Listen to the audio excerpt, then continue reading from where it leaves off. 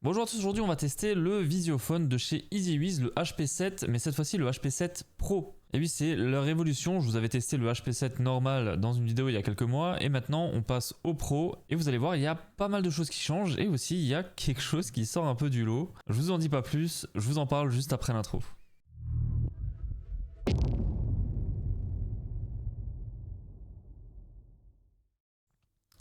Alors je vais profiter de ce petit unboxing pour justement vous présenter les caractéristiques de notre EasyWiz HP7 Pro. Alors donc il s'agit d'un visiophone connecté avec une reconnaissance d'empreinte palmaire en 4K, c'est-à-dire que ça peut lire votre main, littéralement. Alors le visiophone, il est équipé du coup d'un capteur de reconnaissance faciale, un capteur qui va reconnaître les veines de votre main, et c'est plutôt assez fiable, je suis assez surpris de ça. Il y a également une caméra en Ultra HD, donc en 4K. On a un écran tactile à l'intérieur de 8 pouces, c'est une installation avec uniquement 2 fils. On peut déverrouiller à distance des portes et des portillons. On a une correction de distorsion qu'on verra un petit peu plus tard dans la vidéo. On a une vision nocturne en colorful en basse lumière et ça, elle est vraiment pas mal. On a également de la reconnaissance de mouvements humains dans la caméra. Il s'agit d'un visiophone, donc on va pouvoir communiquer avec d'autres personnes. Donc quand quelqu'un appelle, ça va faire sonner votre téléphone ou alors le visiophone et on va pouvoir communiquer avec la personne à distance. C'est totalement étanche, donc ça résiste aux intempéries. Ça prend en plus en charge le Wi-Fi 6 double bande, donc 2,4 ou 5 GHz, là on n'a pas de problème à ça. Et on peut mettre une carte SD pour les enregistrements de la caméra jusqu'à 512 Go. Et on a également un stockage cloud qui est proposé par EasyWiz. Au niveau de la distance entre l'écran et le visiophone, on peut aller jusqu'à 120 mètres suivant les câbles qu'on va utiliser. Donc si on a des câbles en 0,75 mm², on peut aller jusqu'à 50 mètres. Avec des câbles de 1,5, on peut aller jusqu'à 100 mètres. Ensuite, ce qu'ils appellent les Twisted Pair, on peut aller jusqu'à 120 mètres. Au niveau de la distance entre le visiophone et une éventuelle gâche électrique ou alors un moteur de portail, on peut aller jusqu'à 10 mètres, peu importe la section de câble qu'on va utiliser. Il faut savoir qu'à l'intérieur de ce visiophone, on a directement une puce d'intelligence artificielle et donc tout se fait localement, histoire que ce soit rapide. Donc c'est une puce d'intelligence artificielle haute performance avec un processeur double cœur afin de faire une identification faciale rapide et une reconnaissance des veines de la paume en moins de 1,5 secondes. Au niveau de la sécurité, ça c'est quelque chose qu'on apprécie. On va pas faire du traitement cloud au niveau de l'IA, tout reste en local sur le visiophone. On a plusieurs manières d'ouvrir le portail ou le petit portillon, des manières très sécurisées qu'on va voir un petit peu plus tard dans la vidéo. L'écran en fait ça va être un hub central où on va pouvoir venir connecter toutes les caméras qu'on a, les autres visiophones, tous les appareils de la marque EasyWiz, de leur écosystème, eh bien on peut l'intégrer directement sur cet écran là. Et donc par exemple sur cet écran là je peux aussi visualiser les caméras extérieures que j'ai de la marque EasyWiz, ainsi que le visiophone que j'ai déjà installé. Aussi, si jamais vous n'avez pas de portail ou de portillon qui fonctionne avec une gâche électrique ou alors un contact sec, restez bien jusqu'à la fin de la vidéo, je vous montre une petite astuce avec des petits ESP et vous allez voir comment on peut rendre cet appareil compatible Home Assistant avec pas grand chose. C'est parti, on attaque tout de suite avec la découverte du HP7 Pro. Ok, donc là nous avons l'écran et nous avons la sonnette. À l'arrière de la sonnette, on va voir qu'on a plusieurs choses. On va avoir les deux bornes, donc le plus et le moins pour la gâche. On va avoir le plus et le moins pour le portail et on va également avoir le plus et le moins par rapport à l'écran. C'est-à-dire qu'on va relier l'écran et le boîtier sur le plus-moins DB et après les autres éléments, on va les brancher sur l'autre partie. À l'arrière de l'écran, nous avons tout simplement l'alimentation en 24 volts, donc c'est l'alimentation qui est livrée avec, qu'il va falloir mettre ici en plus et en moins. Et on a également du coup le bornier pour les câbles qui nous viennent du visiophone. Du coup, au niveau du câblage, ça va être assez simple. Il va falloir juste tirer des câbles, ça, il n'y aura pas le choix. Mais au moins, on aura une bonne liaison. Et surtout, quand on a un portail qui est quand même assez loin, il n'y a pas de problème de communication. Allez, c'est parti. On va d'abord s'occuper ici du visiophone et ensuite, on va brancher l'écran, histoire que on fasse le plus difficile au début. Bon, en vrai, c'est pas si difficile. Hein. Il y a juste à mettre des câbles. Bon, ce qui est bien, c'est qu'ils ont livré le tournevis avec. Donc, on a le petit tournevis plat. On n'a pas besoin de s'amuser à chercher dans l'atelier qui est en bazar. Donc, il y a un câble qu'on va pas utiliser. On va tout simplement le couper. Et pareil de l'autre côté, il y a le même câble là qu'on va pas utiliser. Ensuite, on prend notre pince à dénuder. Alors, on va commencer par fixer le visiophone. Donc là, il suffit d'aller sur le plus et le moins dB pour le relier à l'écran.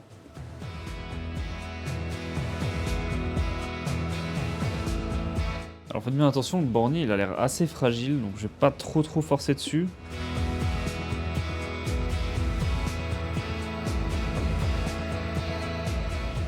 Voilà, bien sûr, comme je suis un imbécile, j'ai oublié de passer le câble dans le support. Heureusement, l'autre côté, il n'est pas encore fixé, donc on va pouvoir le passer. Ah là là.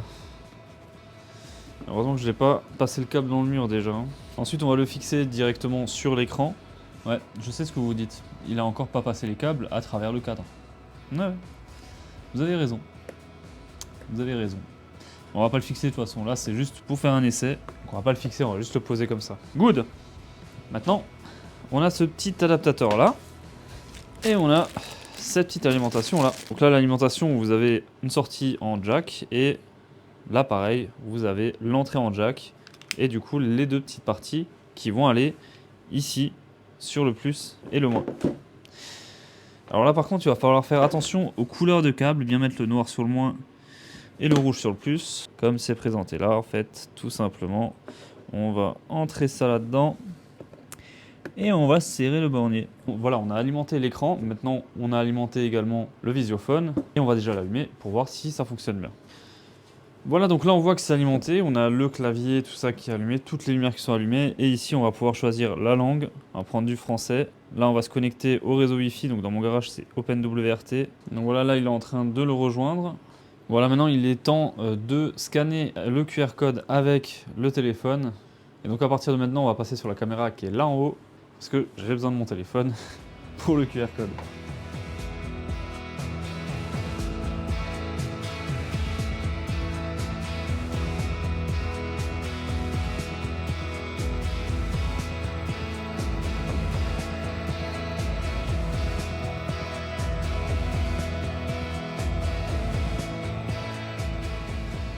Donc ça, c'est pour l'avoir en plein écran. Ensuite, ici, on va pouvoir ajouter une autre caméra. Donc là, par exemple, j'ai ma C90 qui est à l'extérieur. Et je vais pouvoir l'afficher également ici. Bon, regardez pas le bazar qu'il y a dans le jardin. Je vais à la déchetterie ce week-end. Donc là, voilà. Et on peut également ajouter donc, le deuxième visiophone que j'ai juste au niveau de l'entrée. Et là, pareil, du coup, on va pouvoir regarder cette caméra-là. On a également un petit tableau de bord où on va avoir ici la date et l'heure. On va voir la météo ensoleillée ou nuageux, etc. On aura donc du coup la température extérieure et le taux d'humidité. Je pense que ça vient par rapport à la météo. Je ne pense pas qu'il y ait des capteurs qui sont inclus vraiment là-dedans parce que là actuellement il ne fait pas 5 degrés dans le garage. Je ne filmerai pas avec 5 degrés. D'ailleurs j'ai le chauffage à fond. Donc ça c'est vraiment la température extérieure. C'est pas la température, c'est pas une sonde de température qu'il y a dessus malheureusement. Ensuite, on va voir l'indicateur Wi-Fi, etc. On a tout ce qui est ici, ouverture des différents loquets qu'on va tester juste après. Et ensuite, là, on arrive aux paramètres où on va pouvoir ajouter un autre appareil, par exemple une autre caméra ou un autre appareil EasyWiz. On aura surveillance intelligente, donc ça, c'est pour la détection de forme humaine, avec une sensibilité de détection. Et on a également une alerte sonore de la sonnette au cas où. On va pouvoir activer le WDR. Et donc ça, c'est pour améliorer du moins la caméra. C'est-à-dire si c'est mal éclairé, etc., eh bien ça va corriger tout ça. Donc ça, on peut l'activer éventuellement. Ensuite, étalonnage de la déformation. En fait, ça, c'est quand vous avez la caméra ici, ça va faire des côtés qui sont quand même assez arrondis parce que c'est un grand angle. Et du coup, ça, l'étalonnage de la déformation, ça va vous faire des bords tout droits, histoire que ce soit tout propre. Ça va redresser en fait la vidéo pour avoir quelque chose de propre.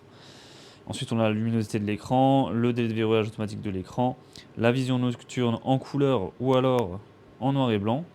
Donc ça, on peut regarder un peu à quoi ça ressemble tout à l'heure. Voilà, on a quelques petits paramètres, on va pas tout regarder. Ici, on va pouvoir choisir les sonneries, etc. On a différentes sonneries. Voilà. On a ici le volume qu'on va baisser un petit peu parce que là... ok, ça ne voulait pas s'arrêter. Voilà. Après, on a les paramètres réseau ici. Bon, c'est des petits paramètres de base. Capacité de stockage, donc ça, c'est si on met une micro carte SD, une carte micro SD plutôt, dans ce boîtier-là, dans l'écran. Et en fait, c'est juste pour sauvegarder les vidéos, tout simplement. Après, on a quelques petites informations avec un QR code et les informations par rapport à l'appareil. On peut choisir la langue ici si jamais vous ne l'avez pas mis en français dès le départ. Et voilà au niveau des réglages. Après, on a beaucoup plus de réglages sur l'application, c'est ce qu'on va regarder juste après. Donc voilà, mais comme vous avez vu à l'arrière, je vous remonte les images, à l'arrière ici de notre visiophone, on a deux sorties. On a 4 bornes en plus, donc 2 plus, 2 moins en plus. Et ça, c'est pour y brancher une serrure ou alors un portail et du coup ouvrir le portail ou la serrure. Donc ça, une fois que c'est fait, on va pouvoir le faire directement avec une carte NFC, avec un code, avec la paume de la main et une reconnaissance faciale. Donc il y a quand même pas mal de choses qu'on peut faire. On peut faire également avec l'application à distance, on peut ouvrir ou fermer un portail, etc. pour un livreur par exemple. Mais moi je n'ai ni de portail, ni de portillon qui s'ouvre électriquement. J'ai éventuellement la porte de garage là, mais la porte de garage est déjà gérée par un relais. Alors oui, je pourrais le brancher, tirer un câble, etc. Mais on va faire ça un petit peu différemment. Vous me connaissez. On va brancher tout simplement un ESP32 à l'arrière. Oui, vous avez bien entendu, on va mettre un ESP32 là derrière et en fait on va récupérer quand le contact sec va être fait. C'est-à-dire que là, quand on va vouloir ouvrir le portail, eh bien on va récupérer cette information-là et la faire remonter dans Home Assistant pour ensuite déclencher des automatisations en fonction.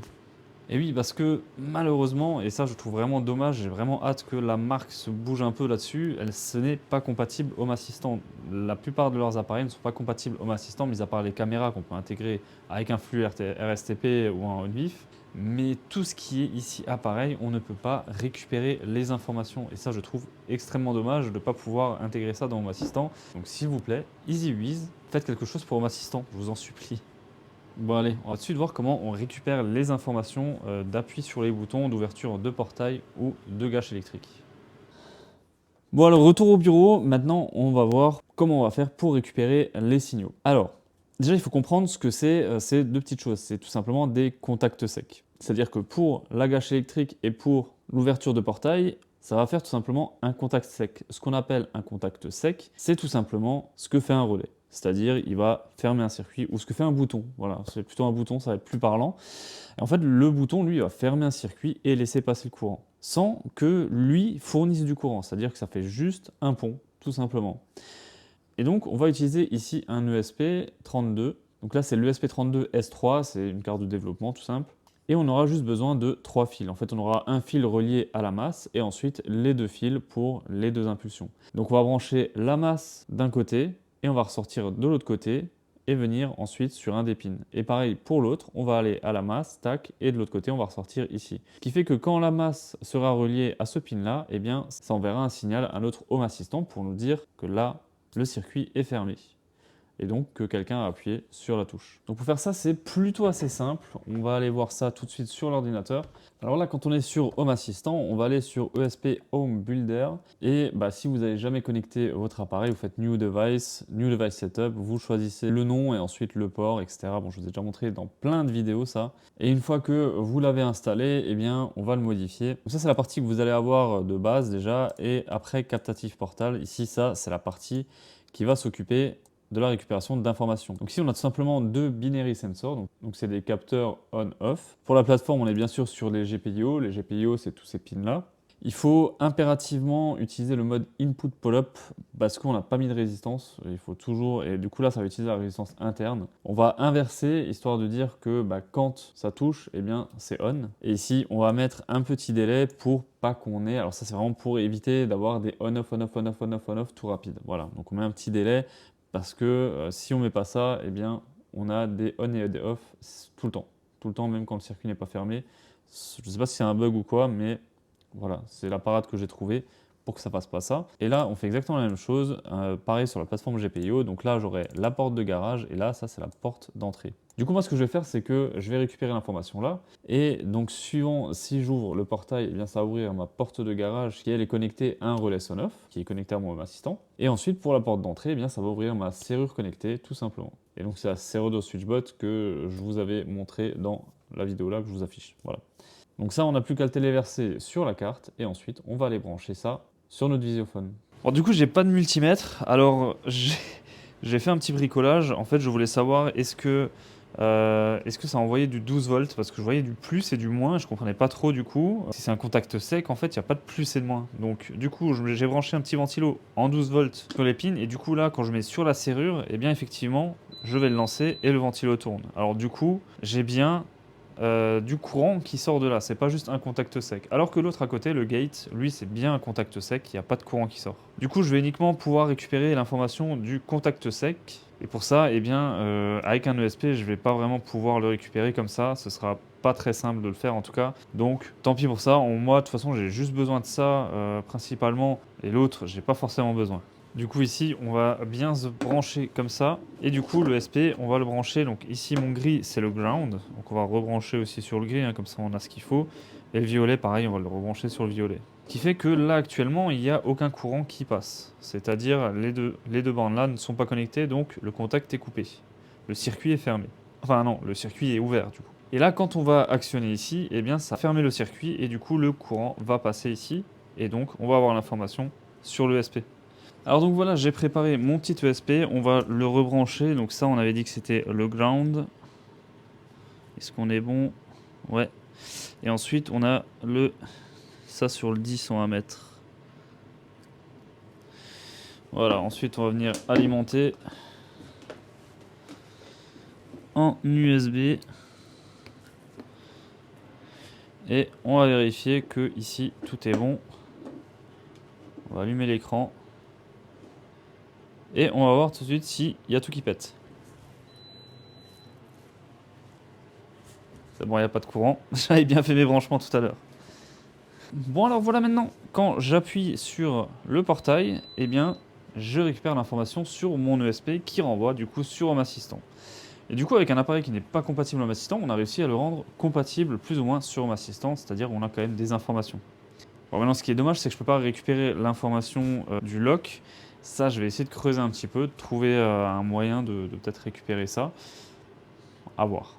Donc là, vous allez voir tout de suite, je vais appuyer ici sur le portail et sur Home Assistant, on retrouve bien l'information.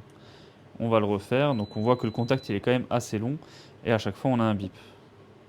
Alors pour les différentes manières d'ouvrir notre serrure, on va avoir premièrement la possibilité de mettre un code. Alors le code il doit faire entre 6 et 10 chiffres. Et donc ça c'est juste qu'on va taper ce code là sur le clavier et ensuite on va appuyer sur l'ouverture du portail. Ensuite on a également la possibilité d'avoir un petit badge qu'on passe devant le clavier et ensuite on n'a plus qu'à appuyer sur l'ouverture du portail. Ensuite la chose la plus insolite ça va être les veines de la main. Oui, on peut déverrouiller la serrure avec la main et ça c'est plutôt assez marrant à utiliser. Alors on a juste à placer sa main comme ça, la paume de la main à 20 cm devant l'icône où il y a la petite paume de la main dessinée. Et du coup ça va scanner les veines de la main. Il faut savoir que les veines de la main c'est quelque chose d'unique, c'est-à-dire qu'il n'y en a pas deux pareils. Et donc c'est pour ça que c'est quelque chose de très fiable pour faire de la reconnaissance. Et là, pour activer, il suffit d'appuyer d'une touche sur le clavier, juste pour activer la reconnaissance, et ensuite on place la main devant et ça ouvre la serrure. Et ensuite, on va avoir la reconnaissance faciale, et donc là, on place le visage devant, ils nous disent de tourner la tête un peu dans tous les sens, comme on a l'habitude de le faire avec les téléphones aussi quand vous faites un truc bancaire, je pense que vous l'avez déjà fait, je sais pas. Mais en tout cas, c'est à peu près le même système, ça va scanner votre visage, et ensuite on va pouvoir ouvrir le portail avec le visage. Bon, en résumé, ce HP 7 Pro, il est plutôt bien et plutôt destiné aux personnes qui vont avoir un grand domaine, du moins une grande distance entre l'écran et le visiophone. Ah oui, parce qu'avec les fils, quand même, on peut aller jusqu'à 120 mètres et ça, c'est quand même pas mal. Je sais pas ce que vous en pensez, mais l'ouverture avec la paume de la main, c'est quand même assez original. Dites-moi ce que vous en pensez dans les commentaires et si n'oubliez pas de vous abonner, de lâcher un petit like. On se dit à très vite pour une nouvelle vidéo.